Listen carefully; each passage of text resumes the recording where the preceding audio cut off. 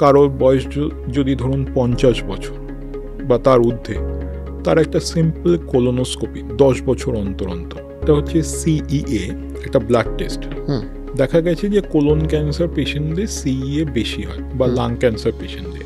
মানে আমি আপনাকে অনেস্টলি বলছি যে 2001 সালে লাং ক্যান্সার কারোর হলে তার আয়ু ছিল 6 মাস। লোকেরা বলতো লাং ক্যান্সার স্টেজ 4, কিন্তু আজকের দিনে স্টেজ 4 লাং ক্যান্সার কিছু পেশেন্টরা কিন্তু 5 বছরও বেঁচে আছে।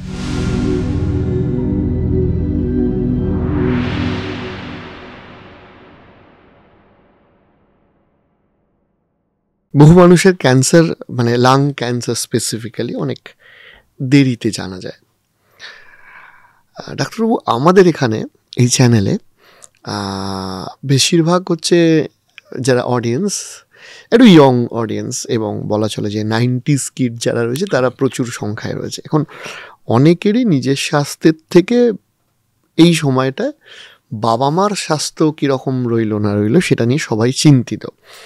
তো ধরুন, এরকম কি কোনো পদ্ধতি আছে যেখানে আমার বাড়িতে বয়স্ক বাবা মা, ইভেন দাদু ঠাকুমা রয়েছেন, তার ক্যান্সার হয়েছে কিনা স্টেজ 1, স্টেজ 2 বা প্রবাবিলিটি কতটা আছে, সেইটা বিচার করা সম্ভব?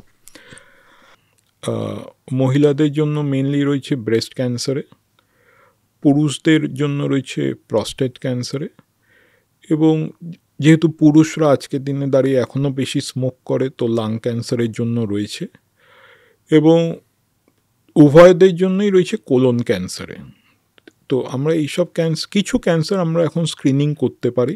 মানে ধরুন কোনো মহিলা 45 বছর বয়স হয়ে গেছে, তার একটা অ্যানুয়াল একটা ম্যামোগ্রাফি করা উচিত।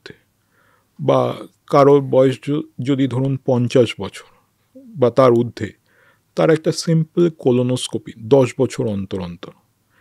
10 বছরটা অনেক বড় গ্যাপ। এখন এমনও হয়েছে যে এখন এই যে মানুষ যে পায়খানা যেটা করছে, সেই পায়খানার মধ্যে আমরা দেখছি কোনো অ্যাবনর্মাল DNA রয়েছে কিনা, এবং সেটা যদি থাকে তো তাকে আমরা কোলোনোস্কোপি করছি। মানে এখন আমরা পায়খানা দিয়েও কিন্তু তাকে আমরা স্ক্রিনিং করতে পারি যে তার ভিতরে কোলনে কোনো টিউমার হচ্ছে কিনা। বা প্রস্টেট ক্যান্সারের জন্য তো সিম্পল একটা ব্লাড টেস্ট, একটা PSA ব্লাড টেস্ট করে দেখা যে তার PSA লেভেলটা বেশি কি বেশি না। তো কিছু ক্যান্সার আমরা এখন স্ক্রিনিংয়ের মাধ্যমে ধরতে পারি। এবং আরেকটা রয়েছে ইয়াং ফিমেলস, মানে শুধু যে তারা যে তাদের বাবা মা বা দাদু দিদার জন্য ভাববে তা না, যারা মহিলা তারাও কিন্তু তাদের একটা প্যাপ স্মিয়ার করা উচিত যে তাদের সার্ভাইকাল ক্যান্সার হয়েছে, মানে কোনো রিস্ক আছে কি না। এটা সিম্পল একটা প্যাপ স্মিয়ার টেস্ট। তো এই টেস্টগুলো ইজিলি অ্যাভেলেবল, বেশি খরচ সাপেক্ষও না, করা উচিত। মানে আমার একটা প্রশ্ন হচ্ছে যে ধরুন আমাদের যেরকম রুটিন হেলথ চেক আপের মধ্যে ব্লাড টেস্ট বিভিন্ন পড়ে, তো এরকম কি কিছু মানে লিস্ট অফ চেক আপস অ্যাভেলেবেল যে এই সময় অন্তর অন্তর এটা করানো উচিত? ক্যান্সারের জন্য ওরকম রুটিন ব্লাড টেস্ট নেই, কারণ যে কিছু যে ব্লাড টেস্টের এনজাইমস যেগুলো বাড়ে বা ব্লাড টেস্টে অ্যাবনর্মালিটি থাকে, যেগুলো অনেক সময় আমরা ক্যান্সার পেশেন্টের দেখি, সেটা কিন্তু নর্মাল মানুষেরও হতে পারে। মানে একটা হচ্ছে CEA, একটা ব্লাড টেস্ট। দেখা গেছে যে কোলন ক্যান্সার পেশেন্টদের CEA বেশি হয় বা লাং ক্যান্সার পেশেন্টদের। কিন্তু কারো ধরুন বেশি একটা অ্যাসিডিটি হয়েছে বা একটা গ্যাস হয়েছে বা পেটে কোনো একটা ইরিটেশন হয়েছে, তারও কিন্তু CEA লেভেলটা একটু বেশি হতে পারে। তাই আজকের দিনে দাঁড়িয়ে এই মুহূর্তে এখনও আমাদের কাছে ওরকম ব্লাড টেস্ট নেই যেটা ফুললি স্পেসিফিকভাবে বলে দেবে যে এটা কিন্তু ক্যান্সারের লক্ষণ এখন অবধি। মানে খুব অ্যাবনর্মাল যদি থাকে, মানে ধরুন কারণ নর্মাল লেভেল হচ্ছে 5 কোনো টেস্টে, সেটা 6, তার মানে এই নয় যে তার ক্যান্সার হয়েছে। এটা বলাটা খুব ডিফিকাল্ট। কিন্তু কারো ধরুন 20 বা 30 হয়েছে, তা ডেফিনেটলি ইমিডিয়েটলি এটা টেস্ট করা উচিত। কিন্তু কোনো ব্লাড টেস্ট এখনও ওভাবে ফুললি ডেভেলপড হয়নি যেটা বলেই দেবে যে এটা ক্যান্সারের জন্যই হয়েছে। আপনাকে আরেকটা বিষয়ে জিজ্ঞাসা না করে পাচ্ছি না, যে আপনি যেহেতু বললেন যে এখনও অবধি অ্যাভেলেবেল নেই, আমাদের কাছে ক্যান্সার চিকিৎসার অনেক কিছু অ্যাভেলেবেল আছে। এবার আপনারা তো কন্টিনিউয়াসলি এইগুলোর সাথে কাজ করছেন, আজ থেকে 10 বছর বা 5 বছর বাদে ক্যান্সার চিকিৎসার ভবিষ্যৎটা কি? আর দ্বিতীয়ত হচ্ছে কোন কোন জায়গাগুলোতে আরও ইমপ্রুভমেন্ট হওয়ার অদূর ভবিষ্যতে সম্ভাবনা আছে? ক্যান্সার চিকিৎসা খুবই উন্নত মানের হচ্ছে। মানে আমি আপনাকে অনেস্টলি বলছি যে 2001 সালে হুম। লাং ক্যান্সার কারোর হলে তার আয়ু ছিল 6 মাস। লোকেরা বলতো লাং ক্যান্সার স্টেজ 4, 6 মাস। কিন্তু আজকের দিনে স্টেজ 4 লাং ক্যান্সার কিছু পেশেন্টরা কিন্তু 5 বছরও বেঁচে আছে উন্নত মানের চিকিৎসার জন্য। এবং যেটা আজকের দিনে এই মুহূর্তে দাঁড়িয়ে যেটা আমি দেখতে পারি যে আগামী 5 বছরের মধ্যে ক্যান্সার একটা ক্রনিক ডিজিজের মধ্যে গিয়ে দাঁড়াবে। কারণ তারা খুবই আশার কথা। খুবই আশা করে, কারণ যে চিকিৎসাগুলো ফরেনে তৈরি হয়েছে সেগুলো পেটেন্ট যখন চলে যাবে, মানে রাইটস, তো ইন্ডিয়ান কোম্পানিরাও বানাতে শুরু করবে এবং তখন চিকিৎসা আরও সাধারণ মানুষের কাছে চলে যাবে এবং সেই চিকিৎসা তারা নিতেও পারবে এবং cancer will become a chronic disease. একজন বাংলার প্রথিতযশা অঙ্কোলজিস্ট হিসাবে বাঙালিকে ক্যান্সার সচেতনতা নিয়ে আপনার থেকে কয়েকটা লাইন আমি চাইছি শুনতে।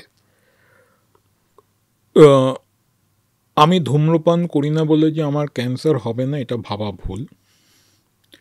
যদি কোনো উপসর্গ যদি হয়, দোকানে ফার্মাসিস্টের কাছে গিয়ে ওষুধ না কিনে একজন ডাক্তারের সঙ্গে দেখা করাটা খুবই জরুরি। এবং কারো যদি দুর্ভাগ্যবশত এই রোগটা যদি হয়, সে যেন তার ডাক্তারের কথা সঠিকভাবে ফলো করে। ডাক্তার যেমনি তাকে ঠিকভাবে যেমনিভাবে বলবে চিকিৎসা নিতে, ঠিক তেমনিভাবে সে যেন নেয়। এবং আজকের দিনে অনেক চিকিৎসা বেরিয়েছে যার জন্য কিন্তু মানুষ অনেক দিন সুস্থ থাকছে এবং ভালোও থাকছে। আধুনিকতার সাথে আমাদের জীবনে একটা সঙ্গী হয়ে গেছে, সেটা হচ্ছে স্মার্টফোন। এই মাথার কাছে স্মার্টফোন রেখে ঘুমিয়ে পড়া, কিংবা অতিরিক্ত স্মার্টফোন রাখা, বা অতিরিক্ত ফোনে কথা বলা, বা অতিরিক্ত ফোন ঘাঁটা, এগুলোর সাথে ক্যান্সারের কি সম্পর্ক এখনো পাওয়া গেছে? ওরকম ডেফিনেটলি পাওয়া যায়নি। কারণ স্মার্টফোন বা যে রেডিয়েশন যেটা দেয় সেটা হচ্ছে নন আয়োনাইজিং। ওকে। তো সেই নন আয়োনাইজিং রেডিয়েশনে ক্যান্সার হয় না। কিছু ওরা যোগাযোগ পেয়েছে, মানে কিছু সার্ভে পপুলেশন স্টাডিজে দেখা গেছে যে অতিরিক্ত স্মার্টফোন যারা ঘেটেছে তাদের হয়তো একটা ব্রেন ক্যান্সার হওয়ার সম্ভাবনা পাওয়া গেছে। কিন্তু এটার এখনও ওরকম এভিডেন্স নেই যেটাকে বলা যায় যে স্মার্টফোন ঘাটলে ক্যান্সার হবেই বা স্মার্টফোনের জন্যই হয়েছে। স্মার্টফোনের জন্যই হয়েছে। স্মার্টফোন দেখুন বেশি ঘাঁটা উচিত না, কারণ কেউ যদি বেশি রিল বা এসব যদি দেখে সে তার পারিবারিক সময় সে দিচ্ছে না, চোখের ক্ষতি করছে, চোখের ক্ষতি করছে এবং তাই মেমোরি লসও হয়। তো সর্বোপরি সময়ের ক্ষতি করছে। কারণ ফ্যামিলির সঙ্গে একটা কোয়ালিটি টাইম হয়। তো সেগুলো মানে ক্যান্সার হচ্ছে না বলে যে আপনি স্মার্টফোন ঘাঁটতে থাকবেন সেটা আমি কাউকে কোনোদিনও বলবো না। রিস্ক এই মুহূর্তে সাইন্টিফিকভাবে বলা যায় না যে স্মার্টফোন ঘাঁটলে ক্যান্সার হবেই।